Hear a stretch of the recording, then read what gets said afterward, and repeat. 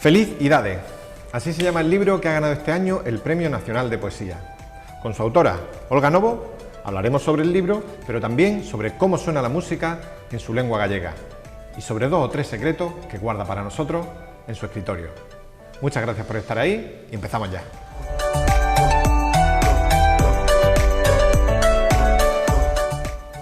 Olga Novo, un placer, bienvenida y muchísimas gracias por habernos cedido un huequito en tu apretada agenda, que ahora es apretada afortunadamente, a pesar de estos tiempos raros, y te decía por habernos dejado un hueco para hablar con nosotros en el escritorio. Bienvenida y muchísimas gracias, Olga. Muchísimas gracias a vosotros, estoy encantada, ¿eh?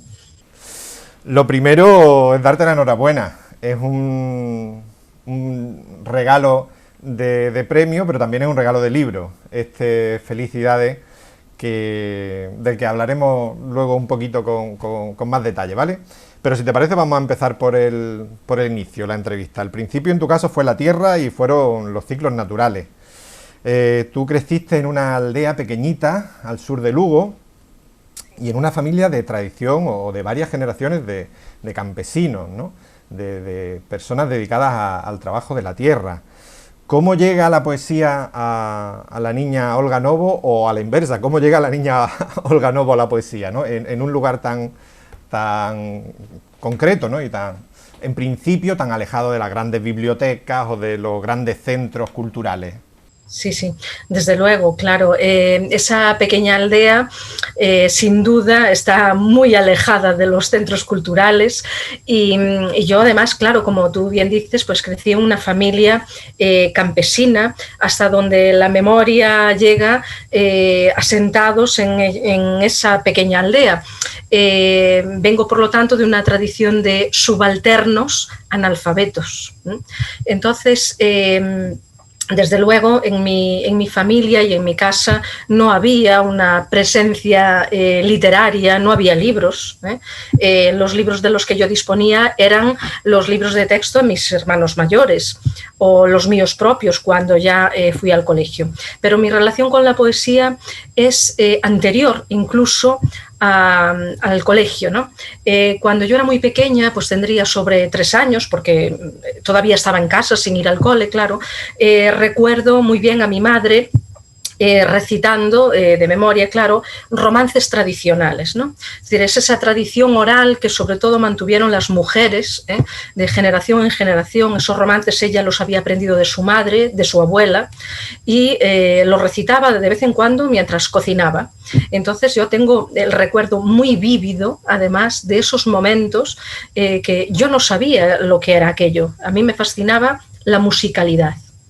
Entonces yo le pedía a mi madre muchas veces que me repitiese eso del moro, o eso de la mora, claro, el romance de la buena mora, ¿no? Entonces ella, muy solícita siempre, pues me los volvía a recitar. También sabía muy pocos, ¿no? Pero algunos poemas que había aprendido de memoria en aquellas escuelas del franquismo, ¿no? Pues Margarita está linda la mar, bueno, y alguno más. Entonces yo recuerdo con verdadera fascinación aquel momento casi íntimo de transmisión, yo diría que casi sagrada, ¿no? De aquella musicalidad de la tradición oral. Y aquella música permaneció en mí. De hecho, cuando fui un poquito más mayor, en el colegio, yo en los libros de texto buscaba aquellos textos de las líneas cortadas, no sabía ni siquiera que aquello era poesía. El problema fue que más o menos a la edad de 8 años yo me sabía de memoria todos aquellos textos de las líneas cortadas que tenía en los pocos libros que había en casa y no tenía más. Entonces, en el verano más o menos, cuando yo tenía 8 años, decidí escribirlos yo misma para que no se me acabasen.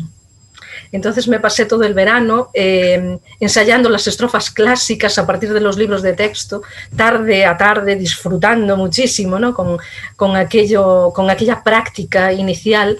Y en efecto, así no se me acabaron nunca. Es decir, que yo llegué a la poesía por una sed y una carencia, ¿no? Es decir, que la creación llegó de la carencia, ¿no? Y del amor a algo que yo no sabía casi lo que era, ¿no?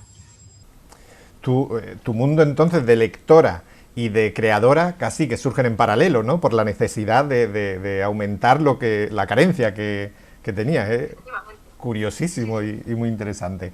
¿Qué le debe?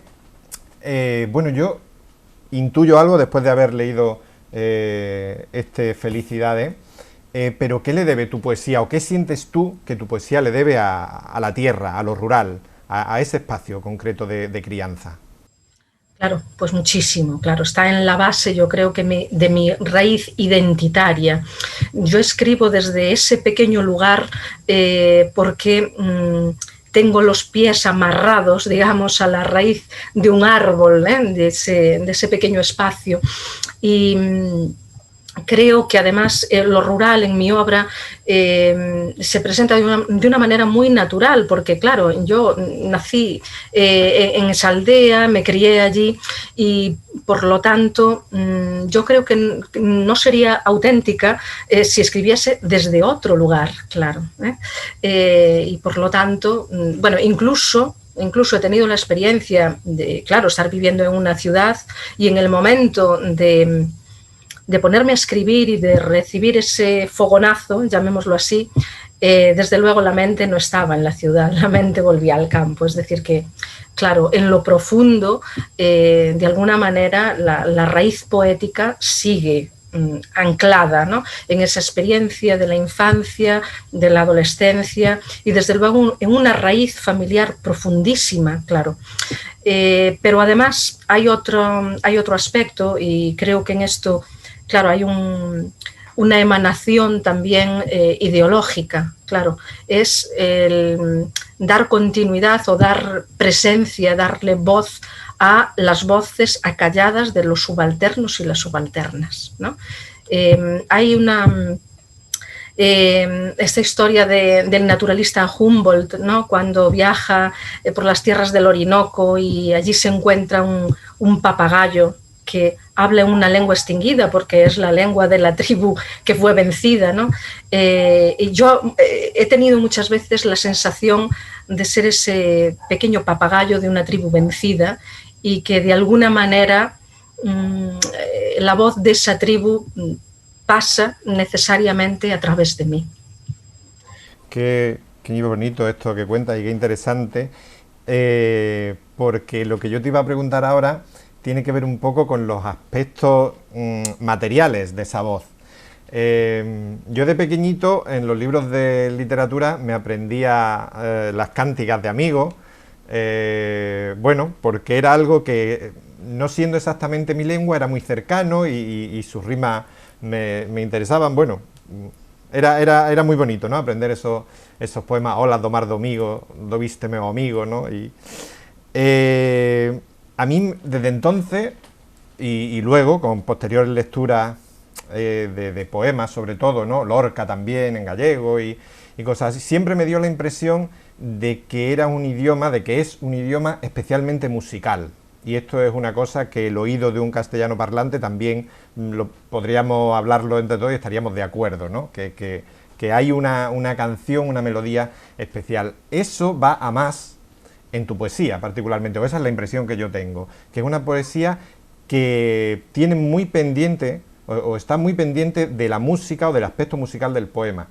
La pregunta es, ¿esto es así como yo lo veo desde el origen, desde tu concepción del poema, o es algo que en ti funciona de un modo natural, o que funciona en tu lengua de un modo natural y se va amoldando? No sé, quiero decir, ¿hay premeditación en esa musicalidad? Porque a mí me parece que tienes una poesía terriblemente lírica en contra de lo que suele ocurrir en lengua castellana últimamente, por ejemplo. Bueno, gracias por la pregunta y, bueno, por todas, pero por esta en particular, porque es un aspecto que para mí es muy central en el momento de la creación y casi nunca nadie se ha percatado de este asunto, por lo menos nadie me lo ha preguntado, ¿no? Y, en efecto, la pregunta que formulas, en realidad yo creo que esa musicalidad viene de varios lugares, ¿no? Por supuesto, claro, está en la propia musicalidad de la lengua, ¿no? Pero en mi caso en concreto yo creo que soy poeta porque no pude acceder a la música, ¿no? Y por lo tanto el material con el que trabajo cuando llega esa visión o ese trance es la palabra, pero porque quizás no he podido dominar el lenguaje musical, sinceramente. Yo creo que soy una violinista frustrada, ¿no? En todo caso, es cierto que en muchas ocasiones escribo escuchando música. Es decir, que la música me sitúa en un estado difícil de describir, pero en el que yo conecto, digamos, con, llamémosle visión, llamémosle estado extático, llamémosle, bueno, desde luego en la tradición romántica, a la cual yo creo que me puedo ascribir, en la tradición de los visionarios, está este aspecto, ¿no? Entonces, la música me lleva a ese estado particular en el que surge la creación, que es algo que no existía y que viene pues de otro lugar o de lo más íntimo, claro, pero desde luego hay ese aspecto. Y luego, por supuesto, cuando estoy escribiendo hay una musicalidad muy profunda que surge de una manera absolutamente natural, es decir, no hay premeditación en ningún caso, como no la hay tampoco del propio hecho de la escritura, es decir, yo escribo por impulso, yo creo que por un gran impulso emocional, ¿no? Cuando algo realmente me conmociona, y yo me dispongo a escribir casi como una necesidad fisiológica. Y si no lo hago, además, no se va. Es decir, eso está ahí y va a volver. Si no me siento ese día a escribir, al día siguiente irá a más y al siguiente a más y reclama su espacio realmente. Y entonces esa musicalidad viene... yo creo que es constitutiva del propio proceso creativo. Y realmente creo que cuando no es así, es decir, si no hay música y no hay visión, en mi caso por lo menos, no hay poema. Puede haber otra cosa, puede haber un texto más o menos bien escrito, pero no poesía. Uh-huh. Vamos, si te parece, a hablar un poco de Felicidade, que es de alguna manera también el libro que afortunadamente nos ha convocado aquí. Me gustaría que le contara a los espectadores, el libro parte de dos momentos muy importantes en tu vida, que de alguna manera son los cabos de una cuerda que se unen.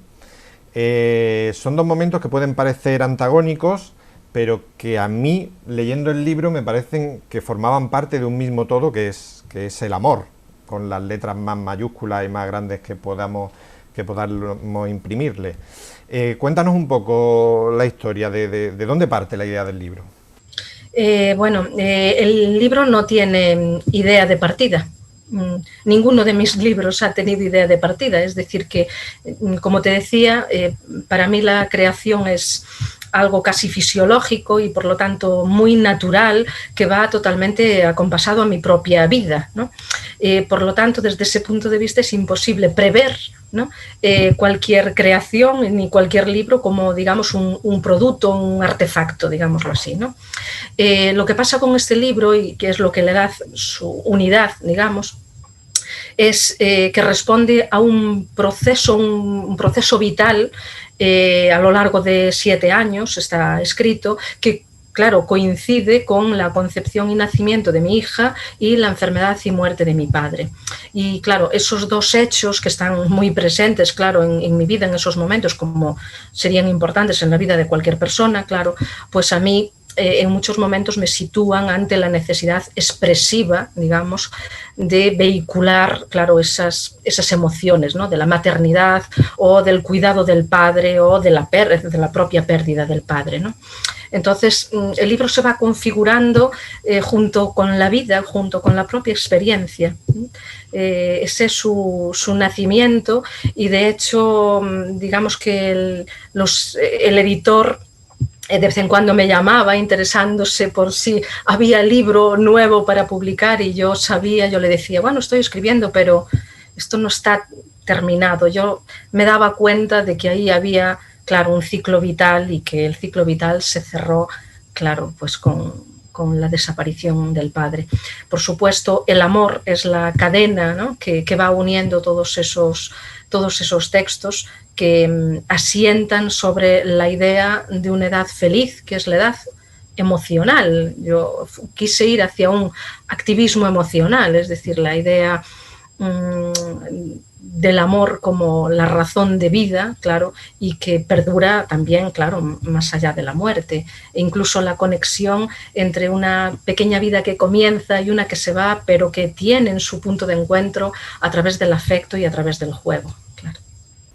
Pues esto que dices es que esta no la tengo pensada, no la tengo escrita, pero te voy a preguntar a bote pronto según te voy escuchando, porque me interesa y nos interesa mucho en este programa, que precisamente va de eso, ¿no? De creatividad. ¿Cómo has hecho? Primero, o sea, serían dos preguntas. ¿Cuánto duró la escritura del libro hasta que lo entregas al editor, ¿no? Desde que... Si tienes más o menos un tiempo, si recuerdas, estimado de cuánto te duró esa producción. Y segundo, cómo se manejaban emocionalmente en ti esas dos pulsiones. Porque como tú bien nos llevas explicando, casi que escribes, ¿no?, desde esa postura romántica de la necesidad. Y cómo se iban acompasando dos necesidades vitales tan antagónicas en principio. Bueno, pues mira, el libro más o menos ocupa un periodo de 7 años, más o menos, entre la concepción, digamos, de la hija, que es la propia composición también poética, ¿no? Porque ahí, claro, hay una idea de la creación, ¿no?, en un sentido muy profundo, muy amplio y muy vital realmente, ¿no? Y la muerte, es decir, es el ciclo de la propia existencia. La muerte está integrada en la propia vida, si no el ciclo vital no existe como tal. Eso es el libro también, es la celebración de la existencia, asumiendo desde la madurez, claro, también la muerte, ¿no? Y por lo tanto, de esa asunción nacen, claro, los poemas de amor, los poemas felices de la concepción, pero también la asunción de la desaparición de una materia individual que es cada persona, en este caso mi padre, pero también con el horizonte de que esa materia individual tiene continuidad en la descendencia, incluso pues en la propia naturaleza. Luego hablaremos de algún objeto dejado por esa persona que se va y que marca de alguna manera su presencia en el presente, ¿no? Y por lo tanto yo creo que no hay antagonismo alguno entre una parte del libro que es la dedicada a mi hija y la que está dedicada a mi padre, porque hay un hilo, ¿no?, que los conecta, un hilo cromosómico realmente, y que por lo tanto, bueno, pues yo creo que, en fin, el libro integra de alguna manera esas dos vivencias, esas dos pulsiones de una forma absolutamente vital y natural, claro. Y más allá de tu trabajo literario, bueno, poético, por decir de un modo más exacto, ¿cómo se lleva el otro trabajo, el del ensayo, el investigador, desde un punto de vista romántico? O sea, decir, de creación romántica, que me interesa también, porque en principio eso pues debe ser mucho más metódico, ¿no? Con otros tiempos, por decirlo de alguna manera. ¿Cómo se acompasan en Olga Novo esas dos realidades? Pues a veces con un poco de dificultad. Cuando, por ejemplo, en mi tesis de doctoral hubo muchos momentos en que tuve que frenar bastante, digamos, el fogonazo creativo, porque se suponía que, claro, una tesis doctoral tiene que tener, bueno, pues un estilo muy formal, más académico, claro, y realmente me resultaba un poco dificultoso, ¿eh? Es decir, al final, bueno, intenté equilibrar un poco en el discurso pues esa vena poética con la más académica, y curiosamente curiosamente, claro, cuando hice la defensa de la tesis, uno de los aspectos, claro, que se puso de relieve era precisamente el aspecto creativo, ¿no?, del lenguaje, a pesar de yo haberle puesto freno, ¿no? De todos modos, claro, en mí puede mucho más la creación que, desde luego, el ensayo académico, ¿no? Bueno, sabes, porque te lo comenté antes de la entrevista en estos correos que nos hemos ido mandando para poder quedar hoy, que en nuestra última pregunta siempre le pedimos a la invitada o al invitado que nos acompaña, que nos muestre algo de su escritorio, algo un poco que nos haga tocar tierra, ¿no?, sobre el hecho creativo de al final estar con el culo pegado en una silla delante de un ordenador pensando cosas, leyendo, y un poco eso, que nos baje a tierra. Sí. ¿Has encontrado algo o te apetece enseñarnos algo en particular? Sí, porque además a mí, bueno, yo soy muy matérica, entonces de hecho, he cogido dos cosas, no una, porque no acababa de decidirme cuál enseñar, o sea que tengo dos. Bueno, la primera, y además tienen mucho que ver con el libro, las dos. La primera es, bueno, pues una piedrecita de cuarzo, y esta piedra de cuarzo tiene un sentido simbólico muy importante en la antropología gallega, puesto que es una piedra que se ha utilizado en las techumbres de las casas contra el rayo, por ejemplo. Es un elemento también psicopompo, que lo encontramos en algunas tumbas, acompañaba a los muertos en su viaje hacia, en gallego decimos, o alén, que es el otro mundo. Mi padre tenía una especial predilección por este tipo de mineral, y hacia el cambio de milenio decidió hacer una nueva casa, y entonces se dedicó durante meses a rebuscar bajo tierra piedras de cuarzo para hacer bueno, pues un cierre de la casa, ¿no?, una verja. Y nos dejó, por lo tanto, una casa rodeada de una cerca cuyo culmen, digamos, son estas piedras blancas, ¿no? Bien, el aspecto psicopompo del cuarzo yo no lo conocía hasta después de que mi padre hubiese fallecido. Y sin saberlo, yo el día de su entierro cogí de la cerca un trocito de cuarzo y se lo metí en su chaqueta. Y algunos meses después, leyendo un libro sobre, bueno, antropología gallega, pues había un capítulo dedicado al cuarzo como elemento psicopompo.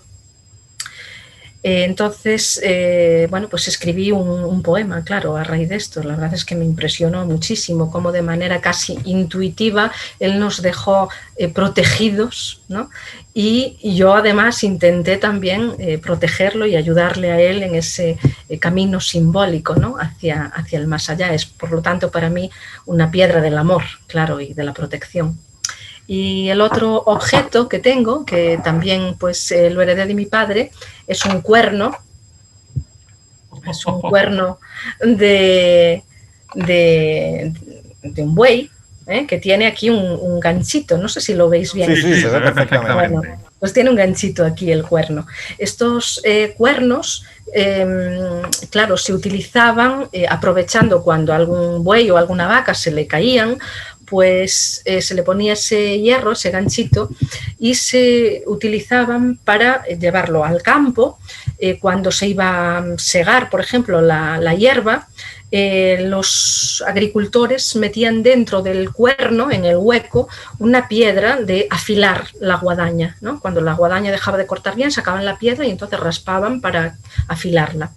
Y bueno, yo tengo ese cuerno en recuerdo de ese trabajo agrario, lo tengo ahí siempre presente, porque además hay otro aspecto en mi tradición familiar muy interesante con el cuerno, y es que mi abuelo paterno, el padre de mi padre, emigró a Argentina a principios del siglo XX y volvió más pobre de lo que se había ido, pero trajo dos cosas, ¿no? Que me parecen tremendamente poéticas, las dos. Una pues es un gramófono y unos discos de tango, claro, de la época, y la otra es que trajo un cuchillo con un mango extraño que es de cuerno. Bueno, pues mi abuela sostenía que ese cuerno del cuchillo era un cuerno de unicornio. Y en la tradición gallega se utilizan ciertos cuernos de animales, pues corzos, por ejemplo, para curar picaduras de animales, ¿no? Para curar la herida. Y mi abuela lo utilizaba, ¿no? para curar a los vecinos cuando alguno lo picaba, bueno, para extraer el veneno y todo esto. Entonces, claro, ser heredera de un cuerno de unicornio no es cualquier cosa, ¿eh? Esto, bueno, y además está protegida por una barrera de cuarzo. Sí, sí, sí. Sí, sí. Y el infierno no tendrá dominio, ¿eh? Ni la muerte. Claro. Puedes estar muy tranquila. Sí. Y Lua, tu hija Sí, también, sí. ¿verdad? Porque es Lua, Sí, sí. según he estado Sí, sí. leyendo. Olga, son magníficas las dos aportaciones que le has dado a nuestro escritorio y te agradezco de corazón que hayas sacado ese huequito para estar con nosotros, y te voy a pedir un favor que no le hemos pedido a nadie a lo largo de estos programas, pero creo que en ti tiene mayor sentido, y es si puedes leernos un poemita para terminar del libro Felicidades, porque nos gustaría escuchar especialmente cómo suena en tu voz, bueno, y tu gallego para disfrutar de esa música de la que veníamos hablando antes. Por supuesto, pues muchísimas gracias. Voy a leer Na chegada da primeira locomotora, que es un texto que en la tradición literaria gallega conecta con un poeta del siglo XIX, Curros Enríquez, que cantó la llegada de la primera locomotora a Ourense como un símbolo del progreso, claro, contra el clericalismo imperante, el oscurantismo, etc. ¿no? Velai ves, en todas as direccións máis íntimas, atraendo a miña existencia a creación da túa, facendo de min un oco no cosmos. Eu, que sempre admirei as galerías dos roncos e dos grilos e o burato que facía a miña mai cos dedos para plantar unha leituga no profundo choro cun prazer expandido, igual que un túnel aberto por primeira vez no medio e medio da noite do mundo. ¡Qué maravilla! Olga, muchísimas gracias, y por ese túnel, o por un resquicio que haya en ese túnel, te mandamos desde Marbella un beso grandísimo y todo nuestro agradecimiento. Un abrazo enorme para vosotros, también ha sido un placer acompañaros esta tarde. Gracias. Adeu. Bueno, pues esto es lo que ha dado de sí nuestra charla con la Premio Nacional de Poesía de este año 2020, Olga Novo. Esperamos que os haya interesado y nos emplazamos para vernos en el próximo programa del Escritorio.